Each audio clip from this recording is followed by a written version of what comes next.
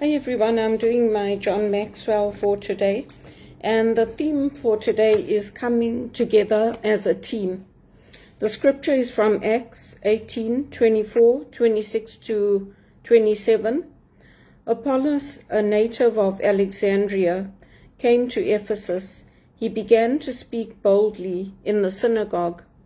When Priscilla and Aquila heard him, they invited him to their home and explained to him the way of God more adequately. When Apollos wanted to go to Achaia, the brothers encouraged him. On arriving, he was a great help to those who by grace had believed. So when people care about each other and they work on a team, they grow together and work towards a common goal, and they get to know each other better. They recognize each other's unique qualities and appreciate each other's unique qualities. And that's how you develop the fit for the team. A good fit requires an attitude of partnership. So it requires that each team player respects the other players on the team, because everybody has different roles, different responsibilities, and they're there to help each other, to contribute to the team. Above all, we have to trust each other when we're on a team. If we don't have trust in each other when we're trying to reach a common goal, we're not going to be able to succeed. And we also get to know each other's strengths and weaknesses. That way we can complement each other. If I'm weak in one area, I can ask a team member to take care of that for me. If I'm strong in an area, a team member can ask me to take care of that for them. And that's how the team works together. And there's no shame in that. There's no manipulation in that. We're just asking each other to help each other and to help the team to grow. That's why we have our team meetings, we have team huddles, we come together to say what worked on our calls, what didn't work, or what worked in planning an event, what didn't work, what worked in our delivery, if it's for carrying out a task. And that's the way we help each other to grow and to form a single unit. And that's important when we come together to begin accomplishing things, so that together we recognize them as important. And the reflection for today is, how can we cultivate an attitude of partnership? So that's just a brief reflection from this book, A Leader's Heart by John Maxwell. And it also ties in with the reading I did today on leadership. It's looking at what are your areas of strength and how can you build those areas of strength. If you keep working in an area that you're weak in, you're going to keep hurting yourself. So it's important to know what are your areas of strength, what are the tasks that you do well, that you can keep improving upon. And I did a talk on that yesterday, so I won't go back to that again. What are the opportunities that are available? So today, in this new age that we're living in, there's a lot of opportunities coming up with AI, with developing apps, with working on the back end of things and helping to improve functions in operations. And those are good opportunities for those of us who like being in back office roles. But we can be flexible, we can be versatile, and we have to make the most of them. So sometimes it's about looking at opportunities at a lateral level. Sometimes it's looking at opportunities where we can learn new tasks and learn new responsibilities. And then we'll be able to help others to do what we have done before. Whether it's in the workplace, like in the call center, I had people shadowing me. In the banks, I had people shadowing me. In healthcare, I had people shadowing me. So once I knew how to do something, then they sat with me or they accompanied me to events, to where I went to the vendors that I was working with so that I could make the introductions and they would get to know them, and then we could work together to carry out the functions that we needed to. So it's not about climbing the corporate ladder, but building on our skills, building on what we have. And as we do that and we take on more responsibilities, we'll have more opportunities to grow and to help others to grow. And that will benefit our company in terms of profits, in terms of the team working well, avoiding a situation where you're losing the staff you've trained, you're losing qualified people because you don't have the opportunities to put them into jobs. We have to lean on each other, and we don't step on each other. There are some people who step on each other while climbing the corporate ladder. We lean on each other. We don't leave people behind on our journeys. And we rest, we reflect, we gain perspective, and then we start our work again. That's why vacations are important, sick days are important, resort days are important, company lunches, all of those things help our teams to gel and to come together. And we value those who are supporting us on our journey, holding the ladder for us, so to speak. I'll give you an example. Yesterday, my curtain, I wanted to wash the curtain, so I was trying to hold that and bring the curtains down, but the whole thing fell down.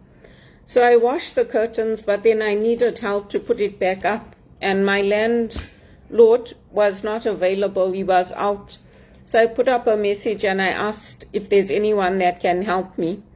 And one of my neighbors very kindly came and she held the other side of it so that I could put it up. Because on my own, I could never have done it. It's too heavy. You need two people. You need one at either end.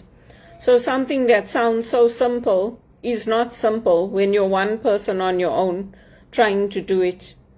And I'm very grateful for that help that she gave me, because it meant a lot to me.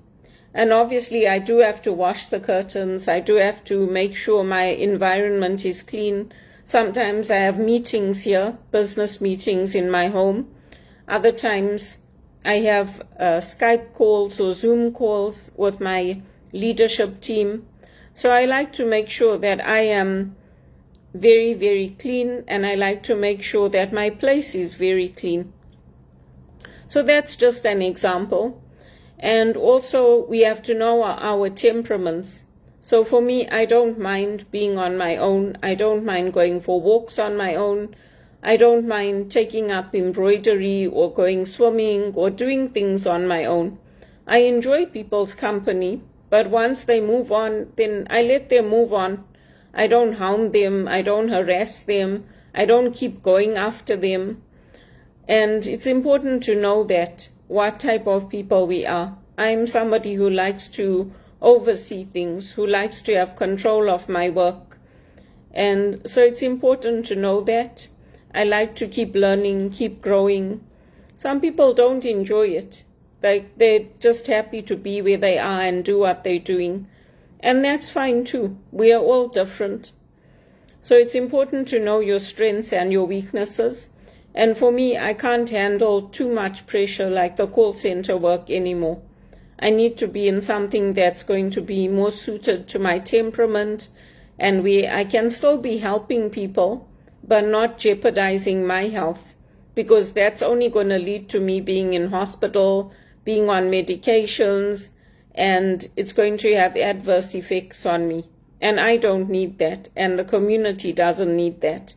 So I'm trying to find something that's a better fit in administration or project management or another area where I don't have to have constant pressure on me and KPIs and have my scores go down because of something the company did wrong. So those are a few pointers for today on how you can think about shifting your teams and shifting your career, because sometimes people are only focused on going up the career ladder and making that next amount of money which you can only get to at the next level. But sometimes we have to build our skills and we have to take opportunities. I didn't want the call center job. I didn't want to work in the call center. Call centers are very professional, they're very good. But for me, I went from earning over $35 an hour to earning under $15 an hour. I started earning $11.25 again. So I don't want to have to do that again and to go back into that kind of minimum wage jobs, because I have the management skills. I have the ability to train others, including volunteers. And I have a wide portfolio now, not out of choice, but because nobody wanted to give me a permanent job. So I had to take whatever was available and hit the ground running and learn things quickly and then apply them. So that stability was always important to me, and I never got it. And I didn't like it. I didn't enjoy it. Going from one company to the other company, 3 months here, 6 months there, moving on, new team, new people. I didn't enjoy any of it. But that's the way my life worked out. So I had to suck it up and just get on with it. Just like I have to suck it up now, and I have to try to raise funds for my ministry, reach out to people, send my proposals, contact organizations, tell them that I'm an individual on my own in the church and I'm trying to raise funds for my ministry, and they don't have paid opportunities for me. So sometimes life is about sucking it up, putting on a poker face, putting on a smile, and having faith that it is going to come together. But who knows when? Because I've been at this since 2011, building my ministry, and I got my Maxwell license in 2021, in August of 2021. So I persevere, and I have to be determined, and I have to keep putting myself out there and trusting that one of my applications is going to lead to paid employment and continuing to build the spiritual direction. So when I post the scriptures, when I post the readings for today, I'm not just doing it for the sake of it. I'm doing it to demonstrate my skills, to share the gospel, and to also share my insights. So I hope that helps you in your businesses. And it's just to show you how you can take Christian leadership principles and you can apply them in your businesses, and how you can build up good companies that become the best in the world. If you focus on the right things, not just the bottom line, you can transform your organizations and invest in your people, train them and retain your staff, and build good values at the same time. Unfortunately, in Canada, that's not what's happening. And those of us who are telling people this could have been avoided are being hurt on purpose. But that doesn't mean that the message was always welcome. The message was always unwelcome to those in power, like the Mark Carneys and the Justin Trudeaus. If you see what's happening now in England, people are just going in and they're stealing things. Nobody can do anything because that's the instruction the police gave. Don't do anything to them. Let them steal what they want.